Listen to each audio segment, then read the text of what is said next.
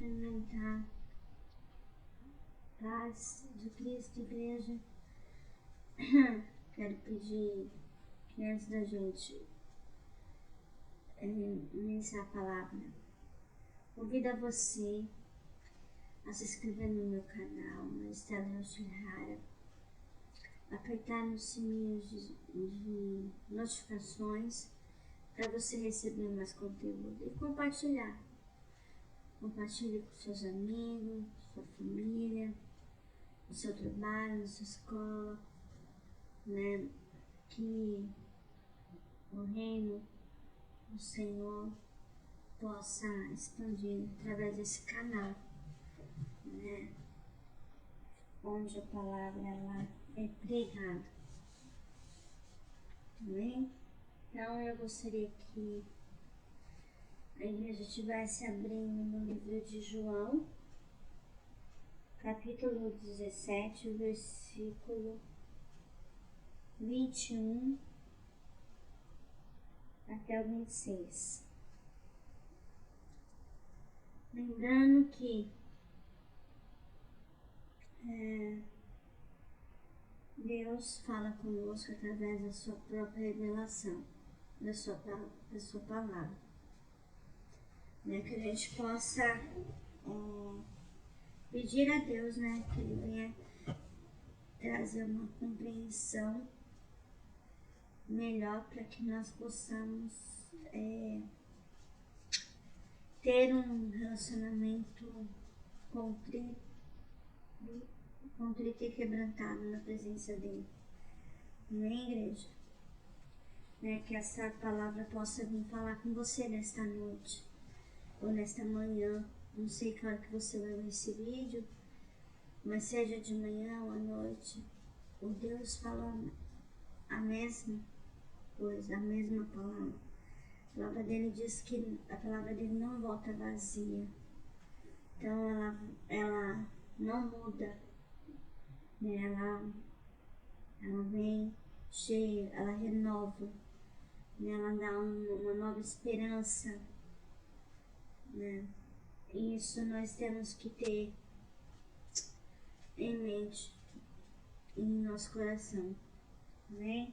Então estarei lendo o livro, né? João capítulo 17, a partir do versículo 21 até o 26, né? Para que todos sejam um, assim como tu, ó Pai, és em mim e eu em ti, que também eles estejam em nós, para que o mundo creia que tu me enviaste. E eu lhe dei a glória que me deste, para que sejam um, assim como nós dois somos um. Eu neles e tu em mim, para que eles sejam levados à plena unidade, a fim de que o mundo reconheça que me enviaste e o amaste assim como me amaste. Pai, meu desejo é que aqueles que me deste estejam comigo, onde eu estiver, para que vejam a minha glória, a qual me deste, pois me amaste antes da fundação do mundo. Pai justo, o mundo não te conheceu, mas eu te conheço, e este reconhecer que tu me enviaste, e fiz que conhecesse o teu nome. Continuarei em fazer conhecido, para que o amor com que me amasse seja neles, e eu também nele esteja. Vamos orar? Senhor nosso Deus e Pai, nós queremos te louvar. Senhor, nessa noite nós queremos te pedir no nome do Senhor Jesus Cristo de Nazaré, que o Senhor venha sobre nós, Senhor, nesta noite, que o Senhor venha clarear nossa mente, nosso coração, que o Senhor venha destampar os nossos ouvidos, Senhor, que nós possamos entender com clareza aquilo que o Senhor quer falar, aquilo que o Senhor quer trazer para nós, Senhor, nesse dia, nesta noite, Senhor, que o Senhor possa mover todo o vosso entendimento com a tua paz. Também, Senhor, coloque esperança em nosso coração de viver, Senhor, o plano da tua salvação, de viver, Senhor, os teus propósitos, Senhor, sobre nossas vidas, de poder, Senhor, ver milagres extraordinários em nossa vida, que a gente possa vivenciar o impossível que o Senhor irá fazer em nosso meio. Ó Deus, obrigado, Senhor, desejar pela saúde, Senhor, pelo alimento, Senhor, pela provisão. Obrigado, Senhor, porque o Senhor tem nos suprido todas as nossas necessidades. O Senhor tem não deixado faltar nada, mesmo em tribulação, as diversidades, Senhor, as transgressões, o Senhor tem nos suprido, o Senhor tem cuidado de nós. Obrigado, Senhor, por esse cuidado, Senhor, comigo, com a tua casa, Senhor. Obrigado, Senhor, porque o Senhor tem feito grandes coisas em nosso meio. E o Senhor irá fazer muito mais além daquilo que pedimos, pensamos, almejamos. Ó Deus, estamos gratos, Senhor, Deus, porque o Senhor tem nos dado saúde, o Senhor tem nos dado disposição para trabalhar, para estudar.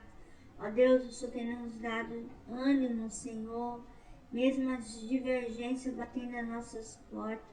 O Senhor tem colocado, Deus, divina proteção sobre nós. O Senhor tem nos livrado, Senhor, de todo mal, tem livrado das ações do maligno. Ó Deus, toma, Senhor, tudo que é teu, Senhor. Que o Senhor possa transformar vidas que estão aqui atrás dessa câmera, Deus, me assistindo nesse momento. Que o Senhor possa se chegar a elas de alguma maneira agradável, como um bom perfume, suave. Ó Deus, que o Senhor possa tirar toda a capa, toda a cegueira espiritual, toda a capa, Senhor, que existe dentro dos seus vossos corações, mas que o Senhor venha transformar de alguma maneira, que o Senhor venha fortalecer o Senhor em Cristo Jesus. Por isso, Deus, me use com temor e tremor, Senhor. Me usa para falar com os teus filhos, que eles possam entender toda a compreensão que o Senhor quer falar. Ó Deus, não deixa, Senhor, que em nenhum momento a palavra venha vazia, volta vazia, mas que o Senhor possa encher o nosso coração, a nossa mente, Senhor, com todo o vosso entendimento que vem do Senhor. Por isso, fala conosco nessa noite, nesse dia. Senhor, levanta-nos, Senhor, como um exército na tua presença, e que o Senhor nos ajuda, Senhor, a continuar admirando, a continuar, Senhor, exercendo, te adorando, toda a exaltação. Que nesta noite, Deus, o Senhor venha falar conosco, Senhor. Que o Senhor venha abrir a nossa mente, o nosso coração, para aquilo que o Senhor quer falar. Te louvamos, te agradecemos por tudo, em nome de Jesus. Amém e amém. Amém? Então, antes da gente esboçar esse texto, a gente precisa saber o contexto dele, né? O que Jesus queria está falando, né, sobre a Trindade de Deus, né? Então, né, a importância da unidade na vida do ser humano. Então, Jesus, ele quer falar sobre isso, né? Então, a gente vai esboçar, né? Eu quero que vocês acompanhem capítulo 17, do 1 ao 20, né? Acompanha comigo. Diz assim: depois de falar essas coisas, Jesus levantou os olhos ao céu e disse: Pai, chegou a hora, glorifica teu Filho, para que também o Filho te glorifique, assim como este desse autoridade sobre toda a humanidade, para que conceda a vida eterna e todos o que lhe deste. E a vida eterna é esta, que reconheça a ti, o único Deus verdadeiro, a Jesus Cristo que enviaste. Eu te glorificarei na terra, contemplando a obra da qual me encarregaste.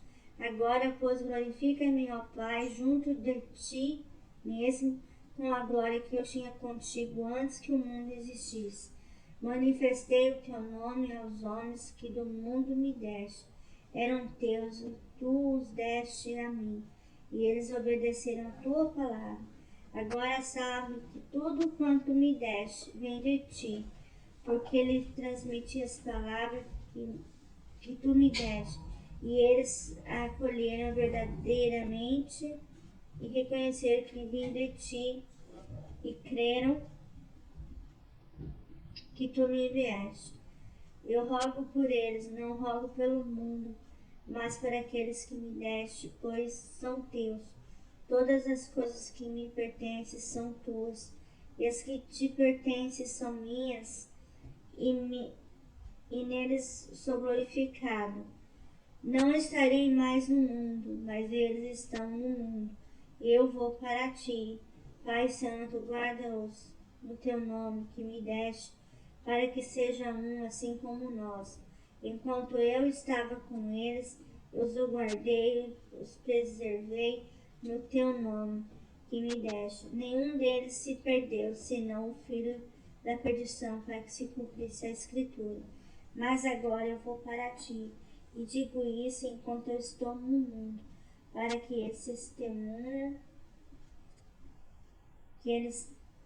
para que eles tenham a minha alegria em plenitude, e lhes dei a tua palavra. O mundo os odiou, pois não são do mundo, assim como eu também não sou. Não rogo os que tire do mundo, mas que os guarde do maligno. Eles não são do mundo, assim como eu também não sou. Santificai-os na verdade, a tua palavra é verdade. Assim como tu me enviaste ao mundo, eu também os enviei ao mundo. E por eles me santifico, para que também eles sejam santificados na verdade. E rogo não somente por este, mas também por aqueles que viram a crer em mim pela palavra deles. Então aqui, Jesus, ele está falando sobre o plano de salvação, que Deus enviou ele a este mundo para viver como homem, né, sem pecado nenhum, para que a palavra dele se cumprisse, né, na vida de Jesus e na vida daqueles que o seguiam, né, como seus discípulos. Então, Deus, ele faz todo, né, todo o trajeto, né, aquilo que Deus já tinha enviado seu Filho para que trouxesse plano de salvação eterna ao mundo, para que as pessoas reconhecessem quem era Jesus, né? O que ele veio fazer aqui na terra. Então ele veio trazer o plano de salvação e também derramar o seu amor sobre toda a humanidade. E nós queremos hoje falar sobre a importância da unidade, né? Que está no texto básico de João 17:21, que vai falar sobre a Trindade, né? A introdução diz assim: a Trindade é o que existe de mais profundo em Deus. Ela é tão profunda que a conhecemos muito pouco. Por isso é chamado de mistério da Santíssima Trindade. Quanto ao número e a essência, Deus é uno, subsiste em três personalidades. A Trindade, portanto, é unidade do propósito perfeito para a igreja e família. A unidade do propósito também é muito importante, que é Pai, Filho, Espírito Santo. Amém? Então,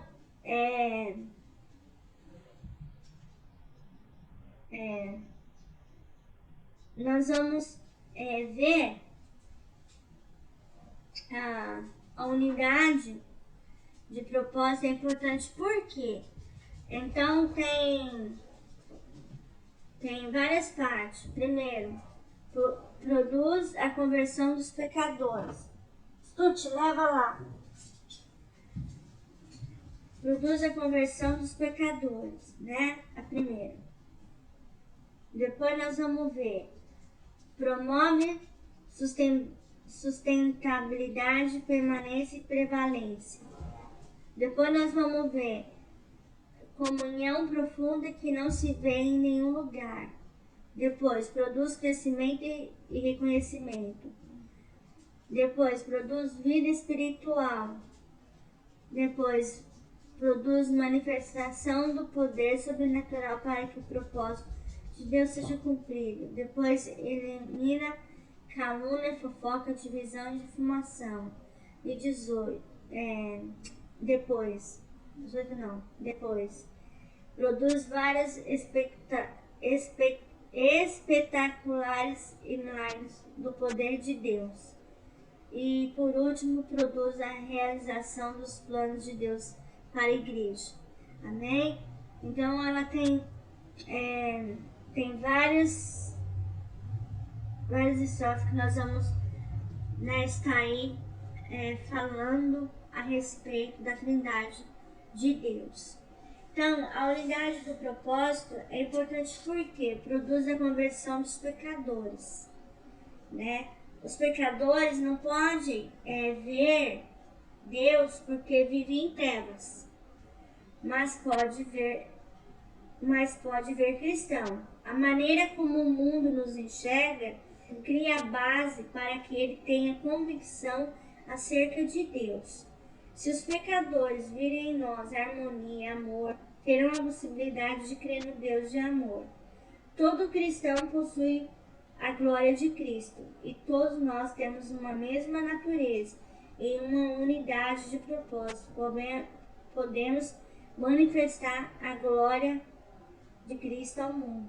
Jesus orou pelos discípulos, dizendo: e eu dei-lhes a glória que a mim me deste, para que seja um, como nós somos.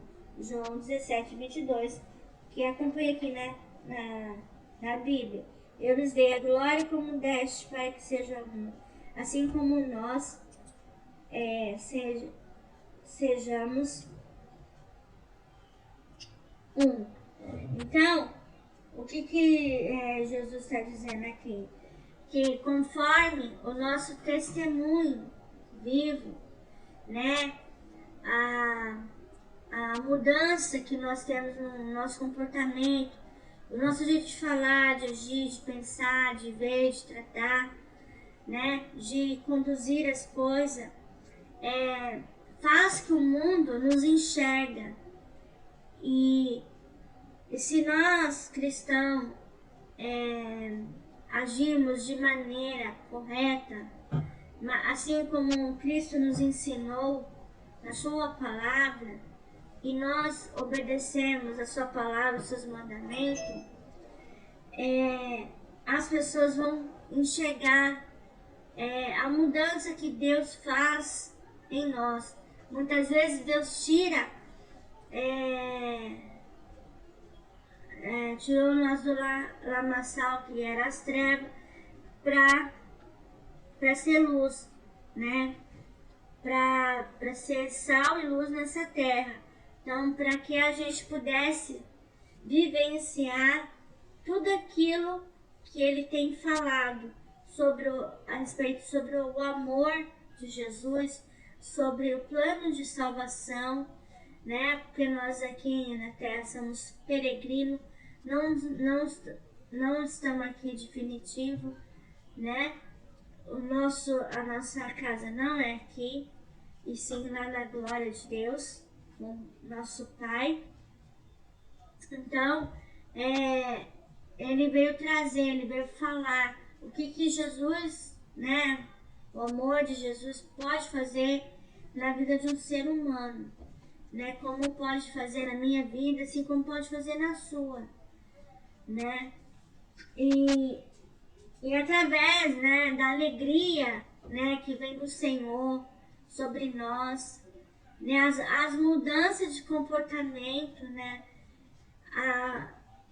aquilo que gera em nosso coração quando nós viemos para Cristo, o primeiro encontro, né, o primeiro amor que nós temos em Cristo Jesus, nós começamos ter aquela sede, aquela fome, aquela vontade de conhecer a Jesus, saber quem Ele é, né, o que Ele faz.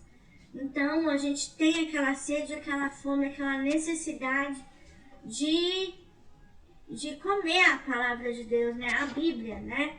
A gente tem essa necessidade para conhecer quem é Jesus Cristo, né? Qual a finalidade dele ter vindo ao mundo para que nós pudéssemos conhecer a Ele. Qual a finalidade disso tudo, né? Porque a palavra de Deus diz que antes da fundação do mundo, Deus já escolheu os seus escolhidos. Ele sabe quem são os escolhidos dele. Então, Deus alcança aquele que, quando tem propósito, não importa o tempo que for.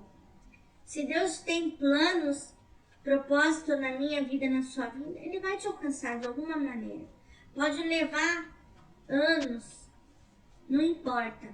Às vezes pode, de hoje para amanhã, você pode ter um encontro com Jesus. Assim como você pode estar tendo um encontro nesse momento com Jesus. Assim também como você pode levar daqui 10 anos, 15 anos, 40 anos, né?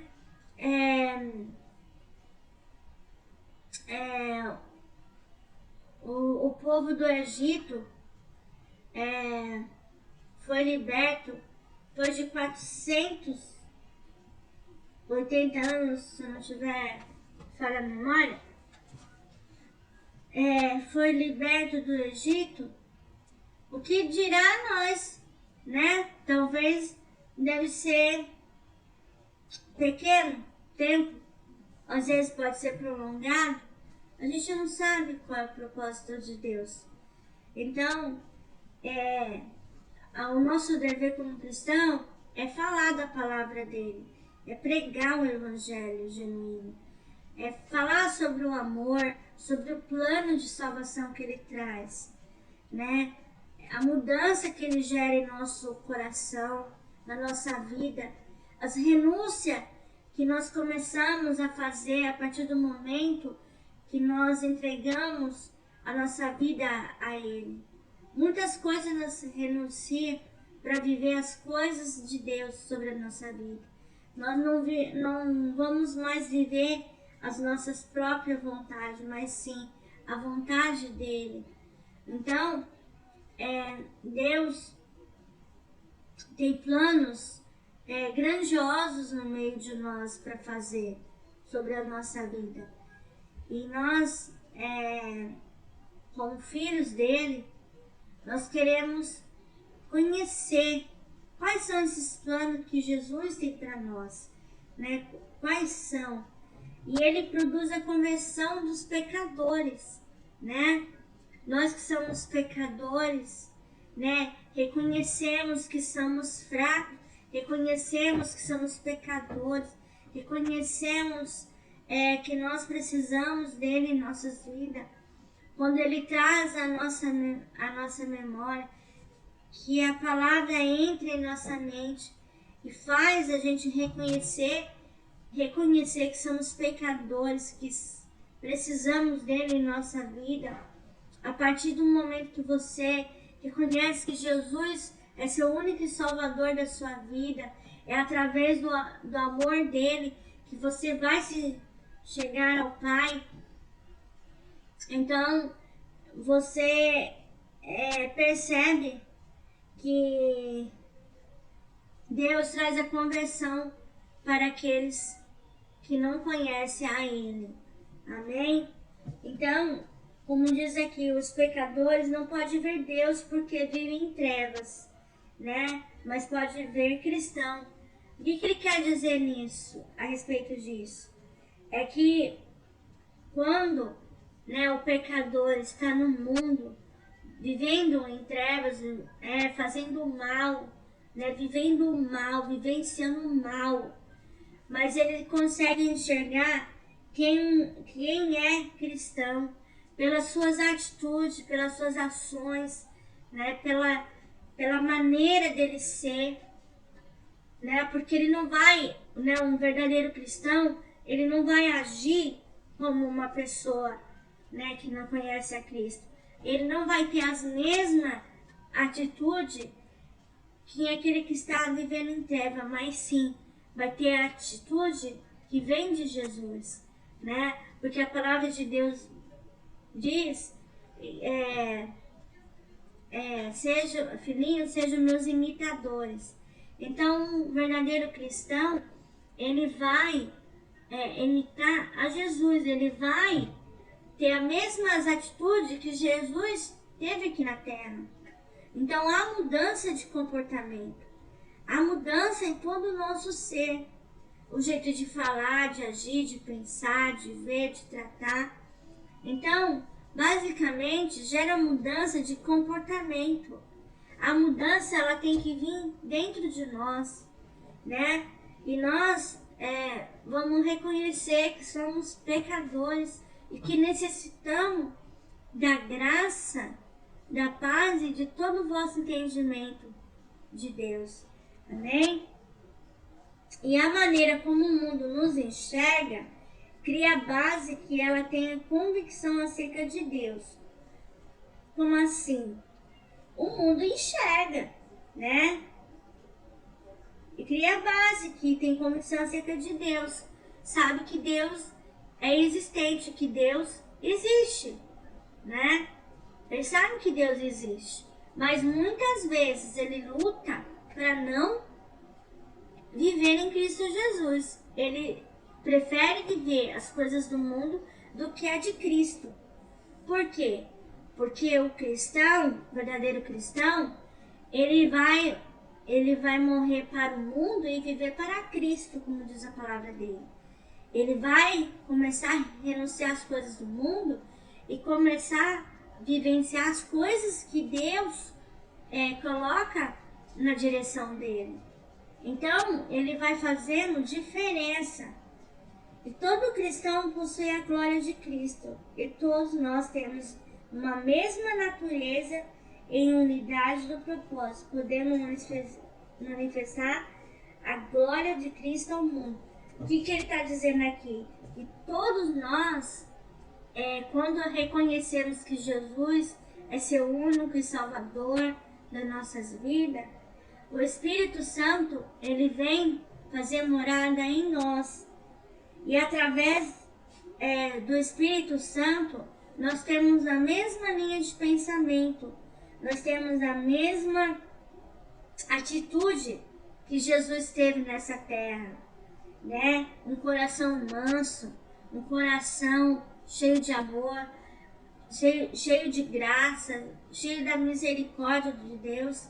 Então, Deus vai fazendo gerar essas mudanças no nosso meio.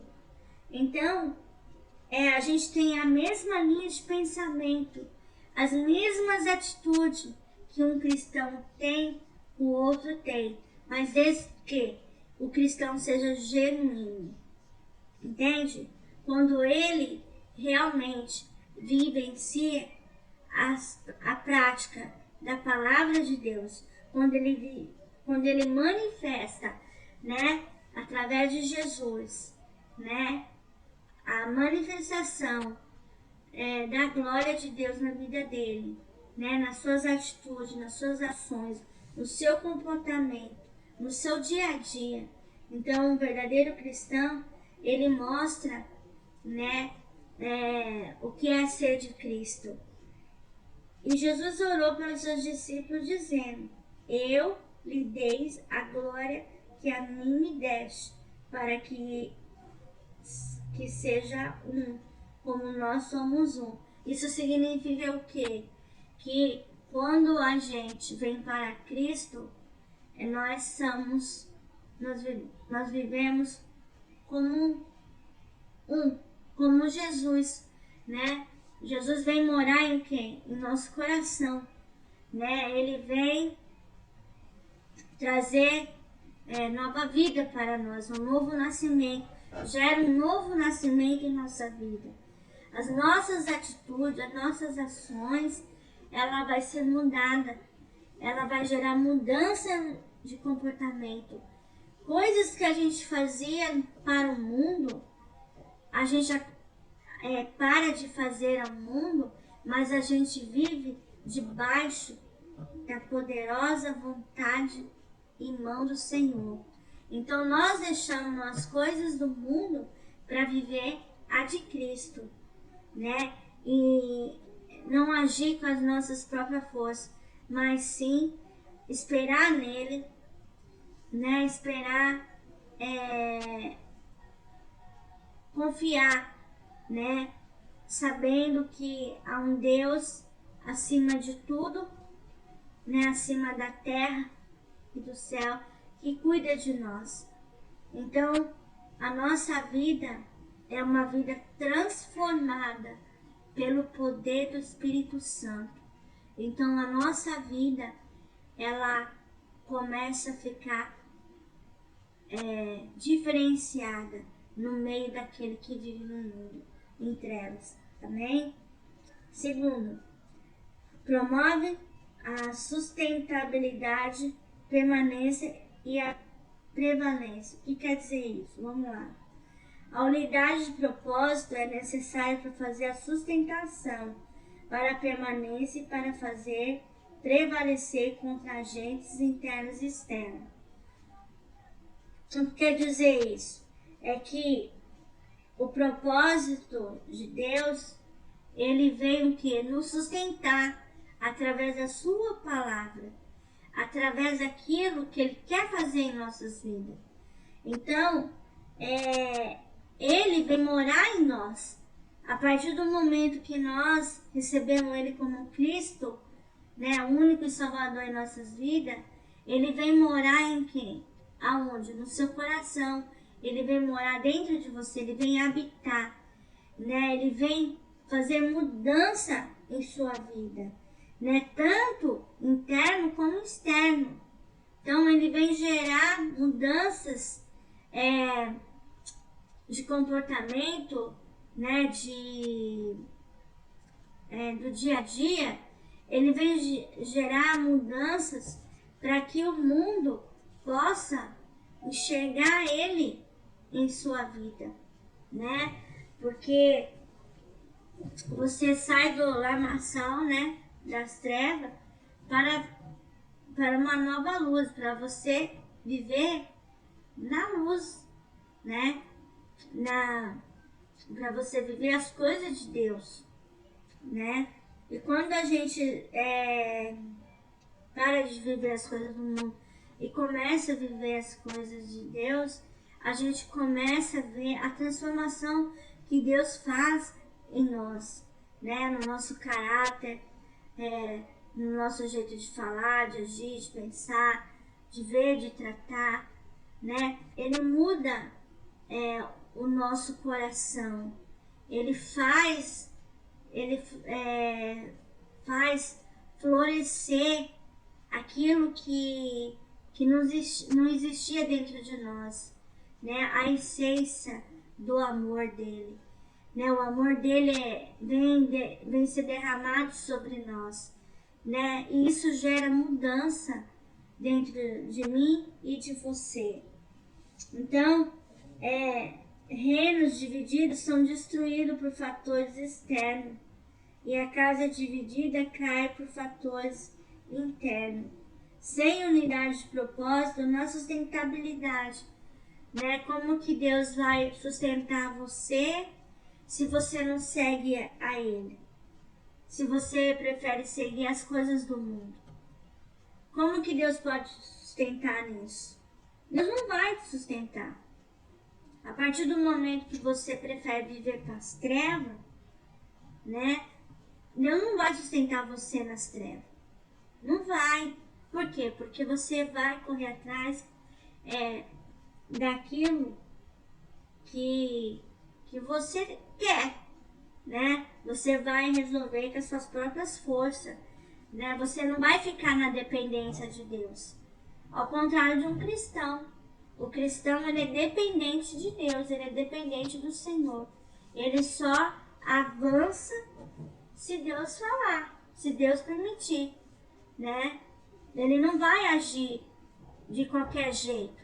Ele não vai fazer as coisas de qualquer jeito.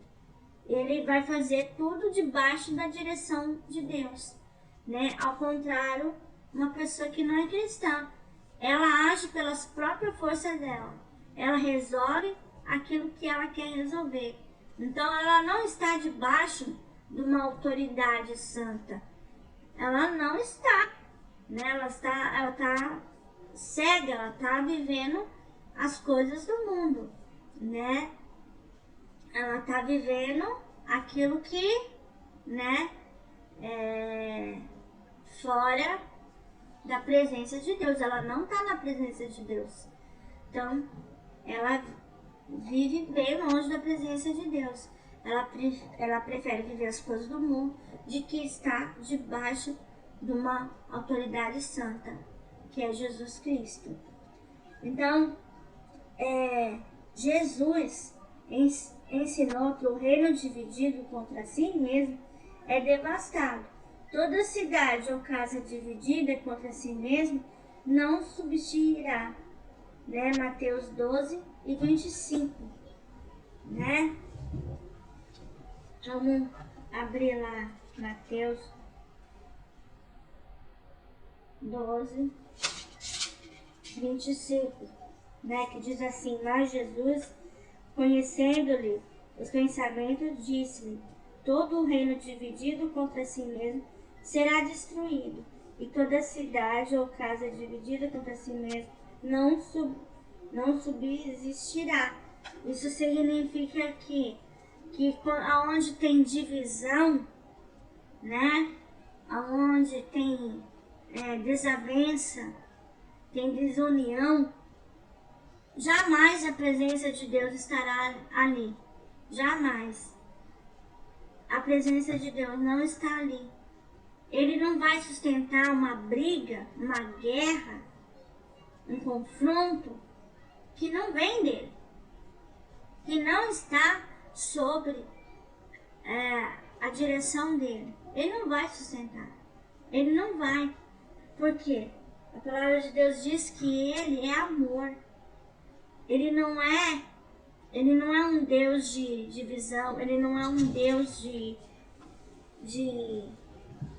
confusão. Ele é um Deus de amor. Ele é um Deus onde ele ama, né, a sua igreja, aonde ele sustenta a sua igreja pelo poder, graça e misericórdia dele. Então, aonde há desavença, aonde há desunião, aonde há conflito, ele não vai estar ali para sustentar de forma alguma. Então ele rejeita isso, ele não vai, né? Ele não vai estar ali. E não há ação do diabo que possa nos dividir, a não ser nós mesmos por meio de nossas atitudes. Rogo-vos, porém, irmãos, que digais todos uma mesma coisa, e que não haja entre vós dissensões. 1 Coríntios 1:10, né? Assim que, independente, né? Independente de Satanás, né? Jesus, ele não vai estar, assim, presente. Por quê? Porque as pessoas, elas não têm paciência mais uma com as outras, né? É aquela faísca, né? As próprias pessoas, elas tentam se destruir, né? Você não pode fazer isso aqui, uma tempestade num copo d'água. Muitas vezes desnecessário. E acaba o quê? Rompendo a comunhão e o relacionamento com Deus. Então, quando as pessoas elas tentam fazer divisórias dentro da igreja ou fora mesmo do templo, né? Não estão dentro da igreja, mas mesmo fora da igreja, dando um mau testemunho, saiba que isso aos olhos do Senhor é abominável, é repúcia, né? Então Deus ele não agrada a isso, ter divisão dentro da igreja, ter conflito dentro da igreja, né? Isso não agrada ao Senhor, né? Um verdadeiro cristão, ele vai ter a atitude de Cristo, ele vai amar, né? Ele vai ter sabedoria no falar, no agir, no pensar, no ver, no tratar. Ele vai respeitar, né, o outro, né, como Jesus, né, amou a igreja. Ele vai, né, ele vai trazer essa transformação de vida, ele vai derramar o amor de Jesus na vida daqueles que não conhecem. E muitas vezes, irmão, acontece coisas dentro da igreja que muitas vezes aos olhos de Deus é abominável. Deus não aceita isso, né? Os conflitos que aparecem dentro da igreja e muitas vezes também do lado de fora da igreja, né? Cristãos que se envolvem em confusões grandes, né? Que traz vergonha à igreja, primeiramente a Deus, né? Segundo a sua vida, sua própria vida, terceira a igreja, né? Conflitos que muitas vezes o cristão ele dá mau testemunho, e isso, né, impacta muito o que é a humanidade, porque nós evangélicos somos vigiados 24 horas por aqueles que não são cristãos. Então, se a gente dá um passo em falso, nós somos criticados, né? As pessoas falam, às vezes falam coisas inexistentes, coisas que não existem, coisas que, sabe, que nem a pessoa sabe o que está sendo falado. Então, a gente tem que tomar muito cuidado, né, com determinadas situações em nosso derredor. A gente tem que tomar cuidado com a nossa língua, né, com a nossa linha de pensamento. A gente tem que tomar cuidado. Por quê? Porque as pessoas são mal, né? O nosso coração ele é inclinado para a maldade. Então, as pessoas que gostam de ver o mal da outra, né, que gosta de ver a pessoa sendo humilhada, né, sendo massacrada, né, fazendo esse tipo de coisa, saiba, né, que aos olhos do Senhor isso é repúdia, né, repúdia, né, é abominável aos olhos de Deus. Então, um verdadeiro cristão, ele vai saber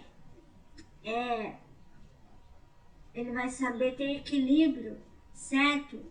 Para que isso não venha acontecer. Então, seja na igreja local ou na família, se houver divisão, os fatores interno e externo, a casa vai cair e não substituirá. Porque Deus não vai abençoar um lugar que está sendo amaldiçoado. Deus não vai fazer isso. Deus só vai abençoar a partir do momento que aquilo ali for ser reestruturado, né? Ser restaurado. Deus vai abençoar a partir do momento que você reconhece que você é um grande pecador, que você precisa da misericórdia, da paz, da graça de Deus na sua vida. Então a gente tem que tomar muito cuidado com as nossas atitudes, porque as nossas atitudes, as nossas ações, né, fala, grita ao mundo. Então um verdadeiro genuíno, né, um verdadeiro adorador, que teve um novo nascimento em Cristo Jesus, a atitude deles é diferente. Então vamos abrir lá 1 Coríntios 1:10, né? Convidar vocês a abrir lá 1 Coríntios 1:10, que diz assim: Irmãos, rogo-vos em nome do nosso Senhor Jesus Cristo, que entreis em acordo quando discutides e não haja divisões entre vós. Pelo contrário, sejais unidos no mesmo pensamento e no mesmo parecer. Isso quer dizer que não venha ter desigualdade, que não venha ter desunião, que a gente possa viver em unidade, que nós possamos ter a mesma linha de pensamento, viver os mesmos propósitos de Deus, viver aquilo que Jesus nos ensina, a praticar a sua palavra, aplicar nas nossas vidas, né? E que nós possamos ter a sensibilidade de viver os propósitos de Deus em nossa vida, no nosso dia a dia, no decorrer da nossa vida, né? Buscando a sua presença, né? Ouvindo a sua palavra, praticando a sua palavra no nosso dia a dia, né? Mudando o nosso comportamento, né? A nossa maneira de agir, de pensar, de falar, né? De ver, de tratar, né? Que essa mudança ela vem gerar dentro de mim, dentro de você. Porque a partir do momento que nós reconhecemos a necessidade de estar na presença de Deus diariamente, buscando, servindo Ele, né? Fazendo para que a glória dele seja reconhecida, não para a glória dos homens, mas sim para a glória dele, somente a dele, né? Deus, ele vem transformar, ele vem trazer abundância em nosso meio. Ele vem gerar o quê? Frutos, né, em nosso coração. Ele vem nas nossas vidas, ele vem gerar frutos, né? Nós vamos ser igual a árvore, vamos produzir o quê? Frutos. Frutos que vêm do Espírito Santo. Amém? Terceiro, produz comunhão profunda que não se vê em nenhum lugar. A prova dessa comunhão profunda pode ser vista entre os crentes da igreja primitiva.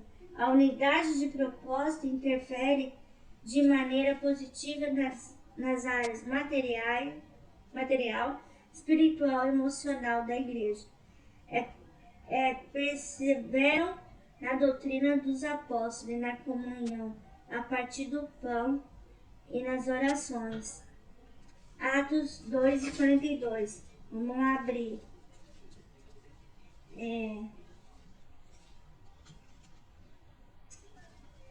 Atos 2.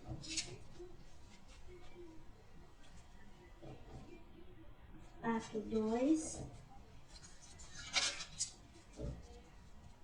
2:46. E perseverando de comum acordo todos os dias no templo, e partindo o pão em casa, comiam com alegria e simplicidade de coração. Então isso quer dizer que quando a gente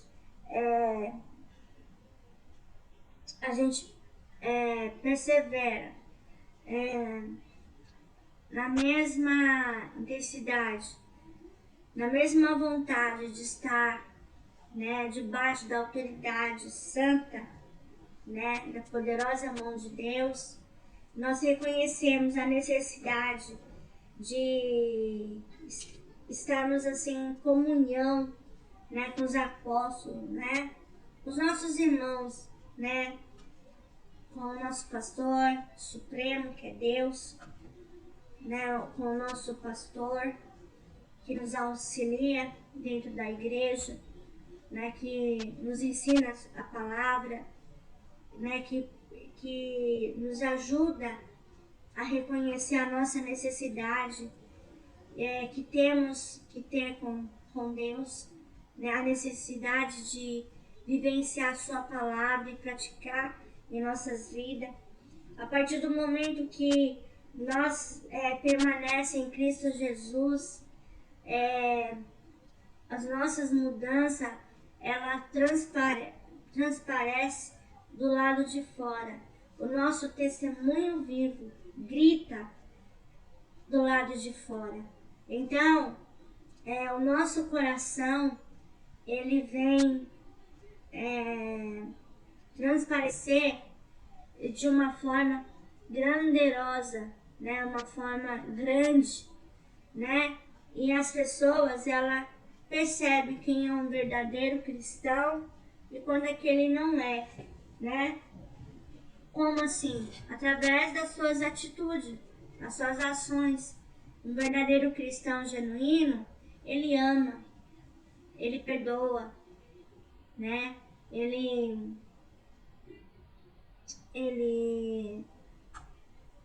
entende, ele compreende, né? Ele reconhece que por trás daquilo ali, quem tá não é a pessoa, é Satanás, usando, levantando para afrontar um cristão.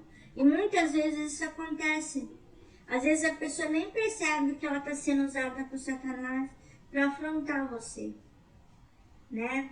A partir do momento que a pessoa não tem Jesus no seu coração, não tem Jesus na sua vida, né? Ela não tem noção do que ela está fazendo, né? E muitas vezes a pessoa ela se depara com o mal, né? Ela tem aquele prazer de fazer maldade, né? Com a outra pessoa, às vezes de humilhar, né? Com palavras, com ações, atitude, né? E muitas vezes o cristão reflete isso na sua vida, né? Às vezes cristãos são humilhados pelo mal, né? Por quê? Porque as pessoas têm um coração mau, né? Ela adquire a maldade para fazer a maldade com o próximo. E isso aos olhos do Senhor é abominável. A unidade de propósito abre o entendimento para vermos a necessidade do outro. Todos os que criam estavam juntos e tinham tudo em comum. Vendiam suas propriedades, fazendas e repartiam com todos, segundo cada um tinha necessidade. Então, aqui a gente percebe que cristão genuíno, ele vive em unidade com o seu próximo, né? Ele vive em união, ele não vive na desunião. Ele tenta viver, repartir, né, com os outros aquilo que ele tem, né? Ajuda, né, aquele que está necessitado. Então, o próprio Deus se encarrega de fazer em nós,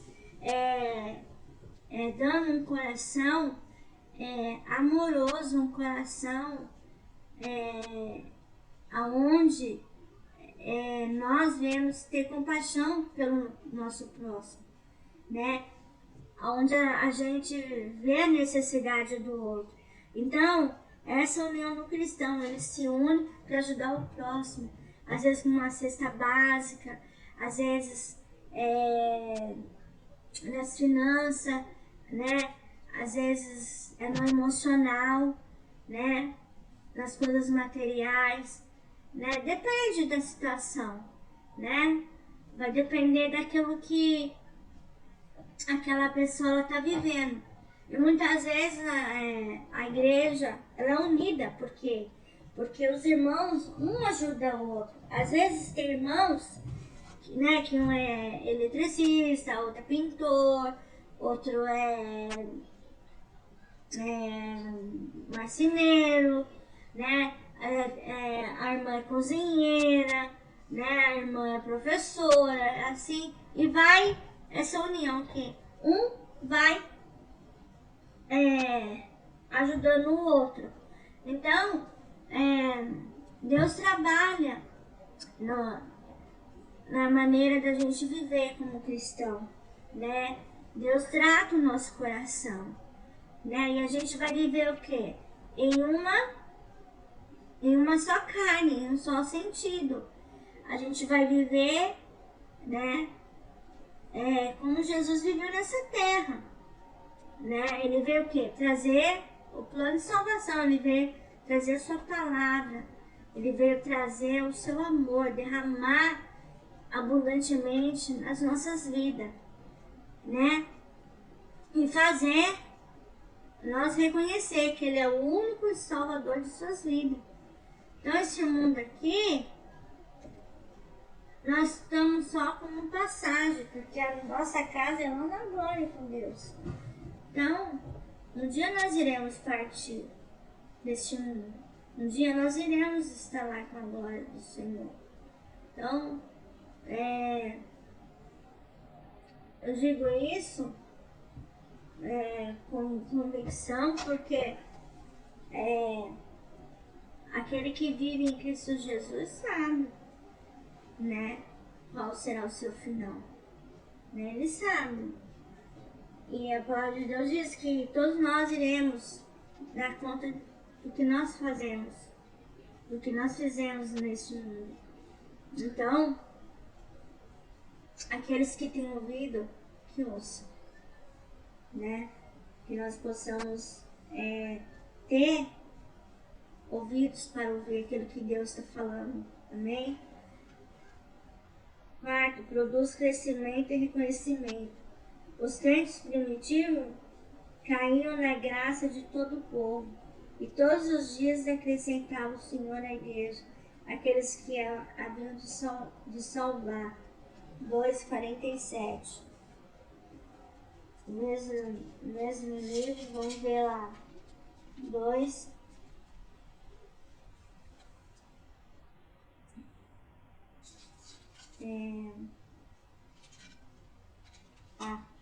2:47.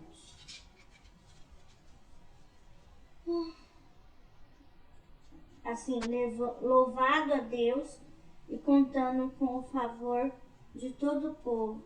E o Senhor lhes acrescentava a cada dia os que iam sendo salvos. Louvando a Deus e contando com o favor de todo o povo. E o Senhor lhes acrescentavam a cada dia os que iam sendo salvos. Isso significa o quê?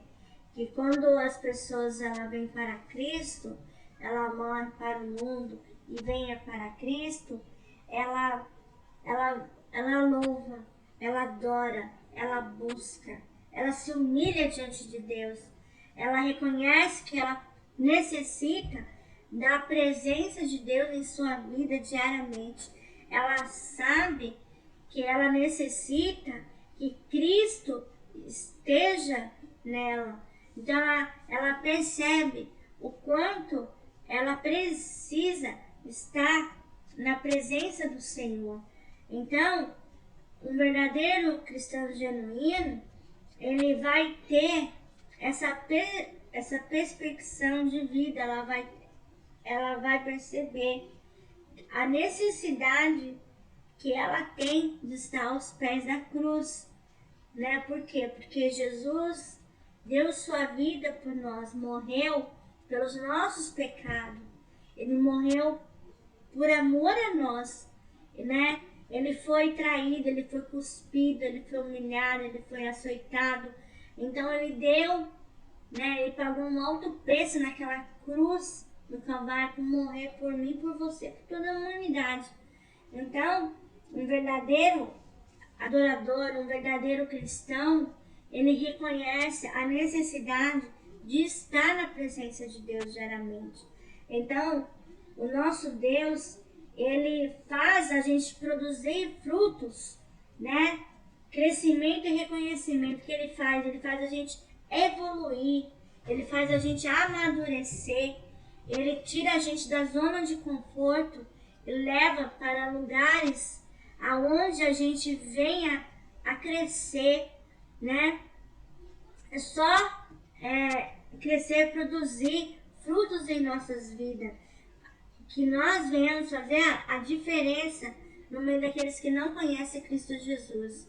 Então, um verdadeiro adorador em Cristo Jesus é aquele que reconhece a necessidade de estar na presença diária de Deus. Amém? Quinto, produz vida espiritual. A igreja é um conjunto de membros interdependentes que não trabalham para si, mas para o corpo. 1 Coríntios 12:12, para que haja vida sustentável. A própria igreja, ela reconhece a necessidade de estar em comunhão, num só corpo, vivenciando as mesmas coisas de Jesus Cristo, a mesma vontade, a mesma direção. Então, a gente vivencia, por exemplo, se a gente corta um dedo, todo o corpo sente, o nosso corpo, né? Tô falando nosso. O nosso corpo, ele vai assim, ele vai sentir que cortou o dedo. Então, todo o nosso corpo é dependente do dedo.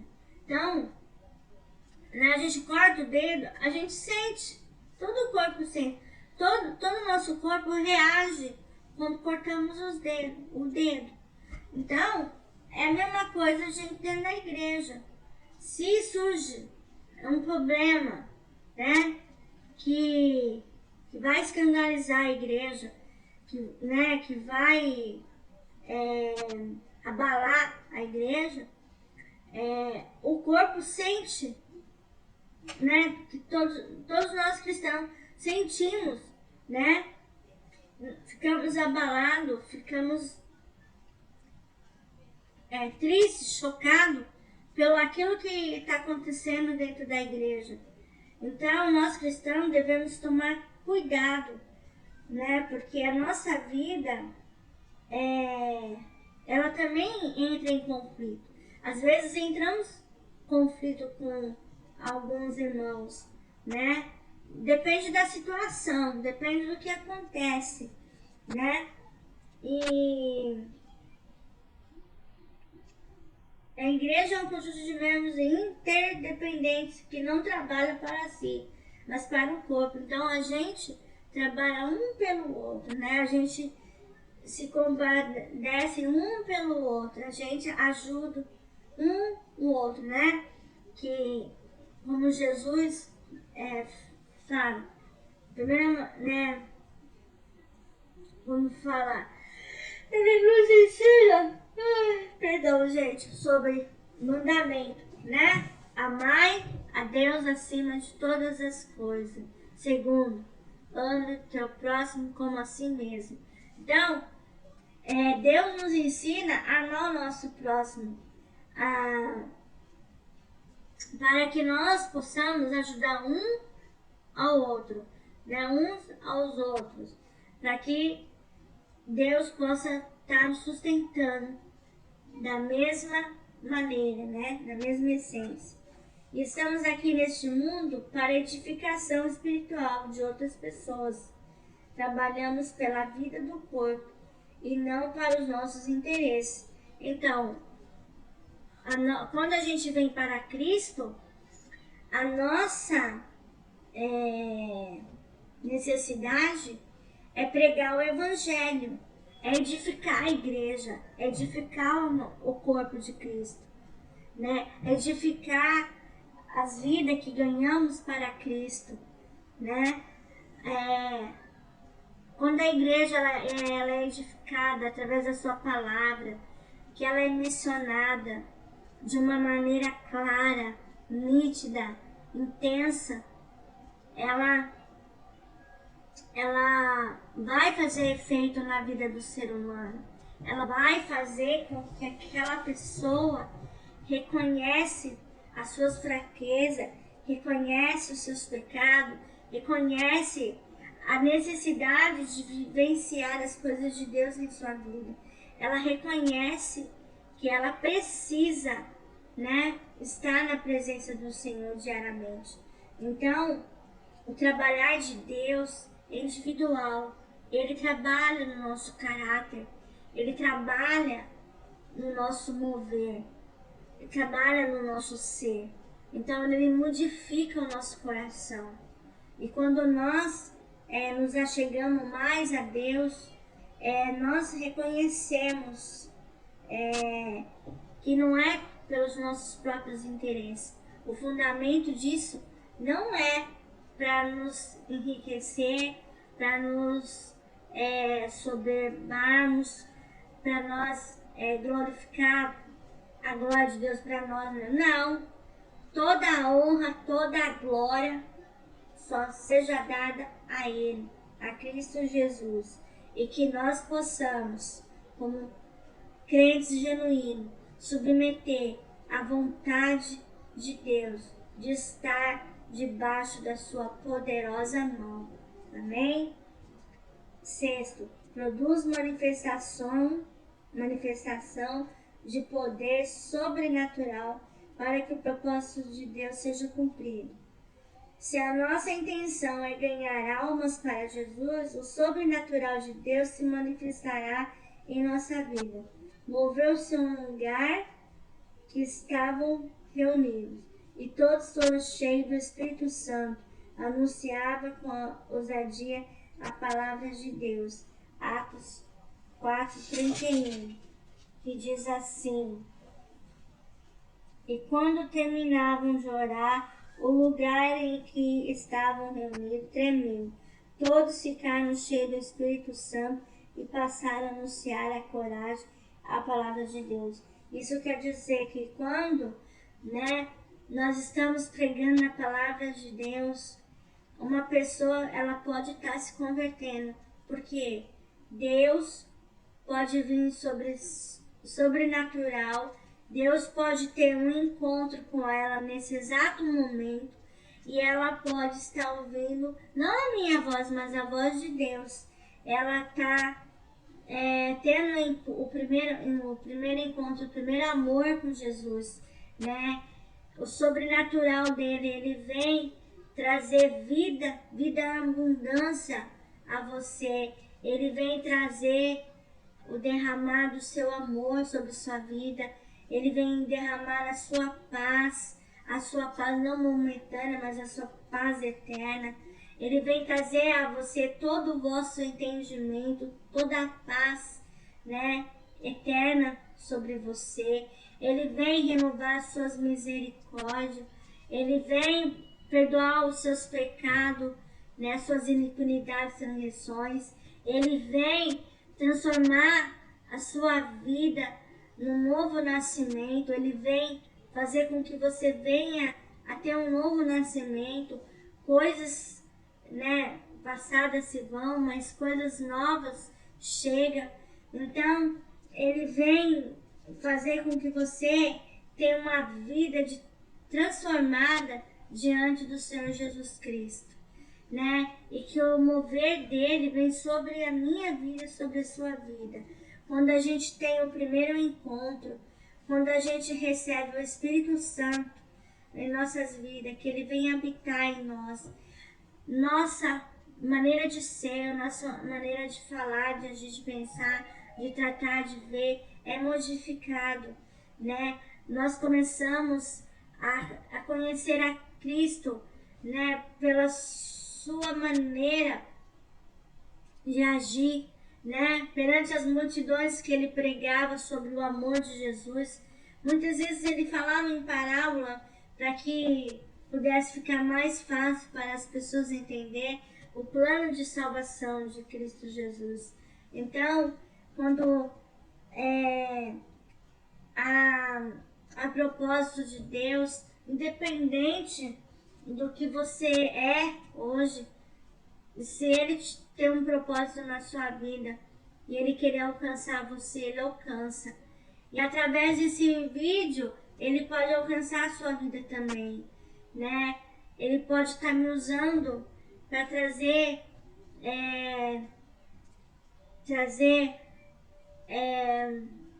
um novo nascimento para você, trazer um plano, né, de salvação para você.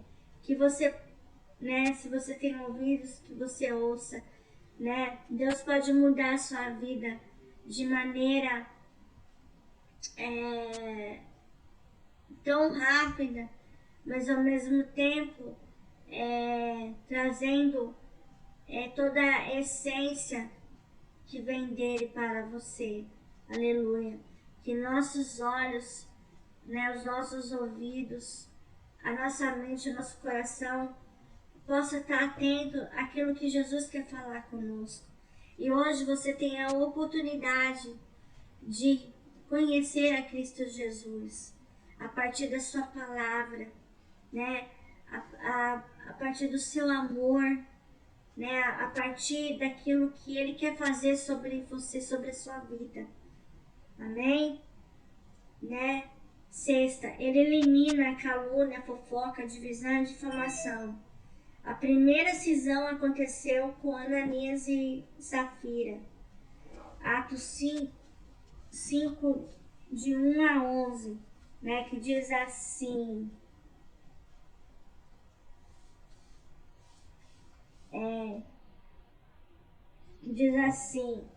mas certo homem chamado Ananias, juntamente com Safira, sua mulher, vendeu uma propriedade e ficou com uma parte do valor, e a sua mulher também sabia disso. Então ele levou a parte restante e colocou aos pés dos apóstolos. Então Pedro perguntou a Ananias, por que Satanás encheu teu coração para que mentiste ao Espírito Santo e ficaste com uma parte do valor do terreno, enquanto o possuía não era teu, e depois de vendido o dinheiro não estava em teu poder? Como planejaste isso no coração? Não mentiste aos homens, mas a Deus. Ao ouvir essas palavras, Ananias caiu e expirou, e sobreveio grande temor e todos os que souberam disso. Então os mais novos levantaram-se e cobriram-no, carregaram-no por fora e sepultaram. Depois de um intervalo de cerca de 3 horas, chegou também sua mulher, sem saber o que havia acontecido. E Pedro lhe perguntou, dize-me, vendeste por tal quantia aquele terreno? E ela respondeu, sim, foi essa quantia. Então Pedro lhe disse, por que combinaste colocar à prova o Espírito do Senhor? Os que sepultaram teu marido estão lá fora, eles também te levarão. Na mesma hora ela caiu aos pés dele e expirou. Então os mais novos entraram e acharam-na morta, levando para fora, sepultaram-na ao lado do seu marido. E um grande temor tomou conta de toda a igreja, de todos os que ouviram essas coisas. Essas coisas.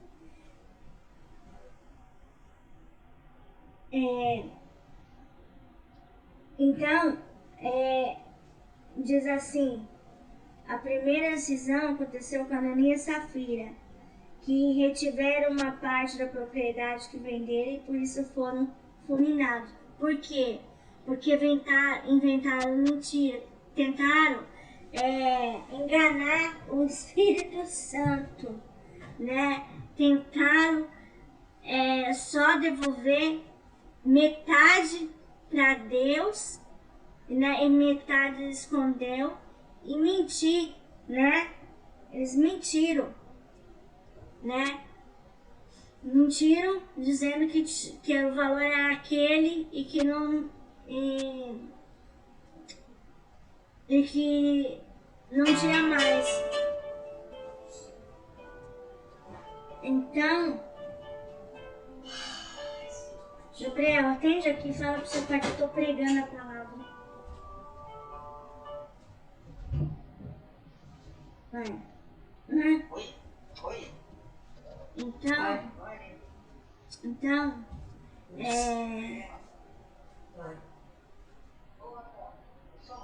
Então, Gabriel, vai pra lá. Então, eles mentiram em relação a Cristo Jesus. Então, eles mentiram em relação a isso, a Cristo Jesus. Então, eles não podiam fazer isto, né? Inventar mentira. Se eles tinham prometido devolver tudo aquilo para Cristo, como que eles iam mentir? Se o Espírito Santo sabia a verdade. Então, a palavra de Deus diz que nada ficou oculto a Deus. Quando Deus, ele permite vomitar, né, as coisas erradas, ele vomita, né? Aquilo que não está na direção de Deus, aquilo que está oculto, né, a Deus. Deus sabe sabe tudo que a gente faz, né? Se a gente faz um propósito com Deus e a gente não cumpre, o Espírito Santo, ele vai, tipo, ele vai cobrar isso da gente. Então, por isso a gente tem que tomar muito cuidado, né? Por quê? Porque nada fica oculto aos olhos do Senhor. Ele conhece os nossos passos, ele sabe de tudo sobre a gente. Tudo que nós fazemos, de bom ou de ruim, ele conhece, ele sabe. Ele sabe o que você fala, o que você pensa, o que você faz. Então, ele elimina essa calúnia, essa fofoca, essa divisão, essa defamação, porque ele vomita tudo na terra. Ele joga tudo para fora. E a pessoa passa vergonha. A pessoa que faz isso, esse tipo de coisa, faz fofoca, defama as outras, né, faz divisão, né, a divisão, forma panelinha para ficar defamando, inventando mentiras, falando coisas desnecessárias. Você acha que isso agrada a Deus? Aos olhos do Senhor, isso é abominável. Então Deus vem com a sua reparação e faz a pessoa passar vergonha, porque as máscaras caem. Entende? Então as máscaras caem, ele faz a podridão aparecer. Então a pessoa, ela passa vergonha. Por quê? Porque ela se levanta contra um cristão. Ela se levanta, ela fala coisas que nem existe, né? Muitas vezes nem existe, nem aquilo está acontecendo. E a pessoa, ela está falando, está debochando, está fazendo coisas que não agradam aos olhos do Senhor. Não queira mexer com um cristão. Não queira mexer com uma pessoa que é de Cristo Jesus. Porque a mão de Cristo pesa sobre a sua vida.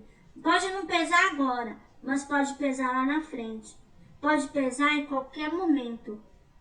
Deus, ele vem com a sua mão e pesa sobre você. Ele vomita tudo que você faz. E quem passa vergonha é você. Aquele que tenta prejudicar o cristão. Aquele que tenta se levantar contra o cristão. Aquele que muitas vezes fazem coisas que aos olhos do Senhor é abominável. Então, Deus, ele acaba com isso. Né? Ele acaba com a calúnia, com a fofoca, com a divisão e a difamação. E não importa. Não importa a maneira que ele vem. Não importa. Né? A sua máscara cai. Produz vitórias. Sétima. Produz vitórias espetaculares e milagres do poder de Deus. Alguns personagens da história bíblica guardaram a unidade do propósito e foram vitoriosos. Gideão.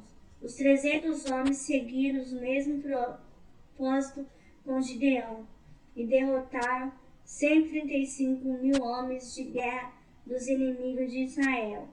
Juízes 7. Juízes, capítulo 7.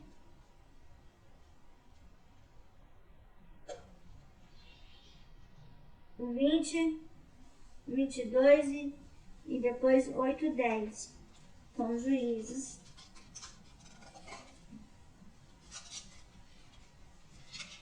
Capítulo 7.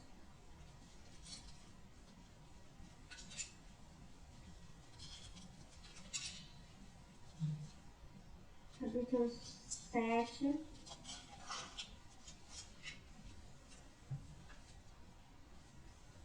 Do 22 e do 20 ao 22.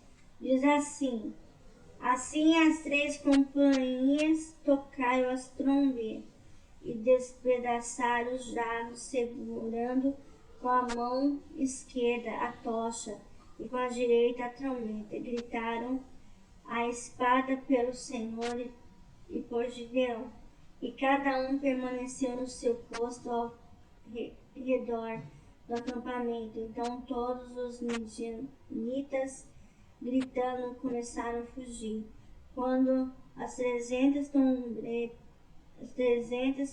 trombetas foram tocadas, o Senhor fez com que todos no acampamento voltassem a espada um contra os outros.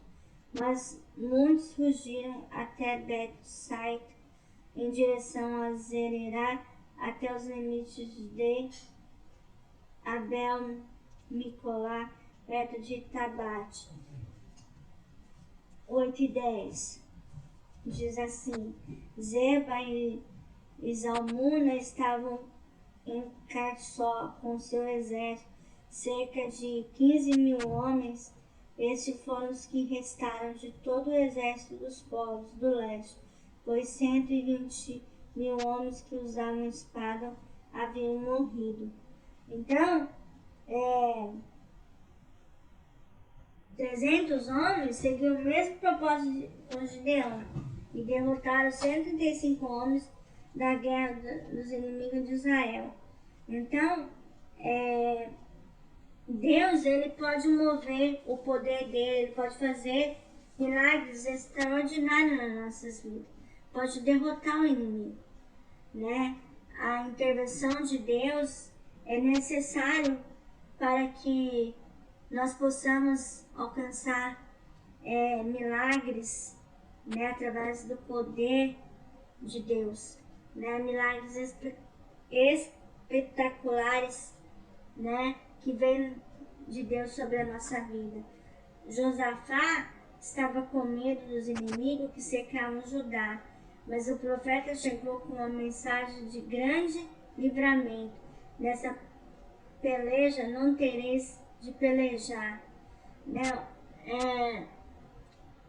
Deus, ele sustenta, né, o seu filho, né? Ele protege, né? Ele não deixa o mal prevalecer. Então ele se levanta contra o exército. Se for da vontade dele, né? Ele vê que o inimigo quer derrotar seu servo, né? Quer derrotar a sua igreja, né? Ele vem e abate o inimigo, né? Ele vem e interfere, né? Ele vai na frente. A batalha é dele, né? A palavra dele diz que as lutas são grandes, a batalha dele, mas a vitória é nossa. Então pode vir o exército do inferno todo, pode levantar o inferno todo, mas se estiver debaixo da vontade de Deus, o inferno não prevalece. O inferno, ele é derrotado. Por quê? Porque Jesus não deixa prevalecer. Deus interfere. Deus, ele protege aqueles que são teus, aqueles que são seus, ele protege. A peleja não é minha, a peleja não é sua, a peleja é de Deus. Então, ele veio sobre nós, ele nos protege. O exército, então, uniu-se ao propósito de conquistar uma vitória espetacular. Os apóstolos estavam todos reunidos no mesmo lugar e, de repente, todos foram cheios do Espírito Santo. Eles realizavam milagres extraordinários. Então, aqueles que são de Cristo, a presença de Deus é constante. A presença de Deus fortalece. A presença de Deus levanta. A presença de Deus move. A presença de Deus traz superação. E nós, como filhos de Deus, nós cremos no Deus Todo-Poderoso, né? Que está acima do céu e da terra. Aleluia. Por último, produz a realização de planos de Deus para a igreja. Tudo que ligares na terra será ligado no céu.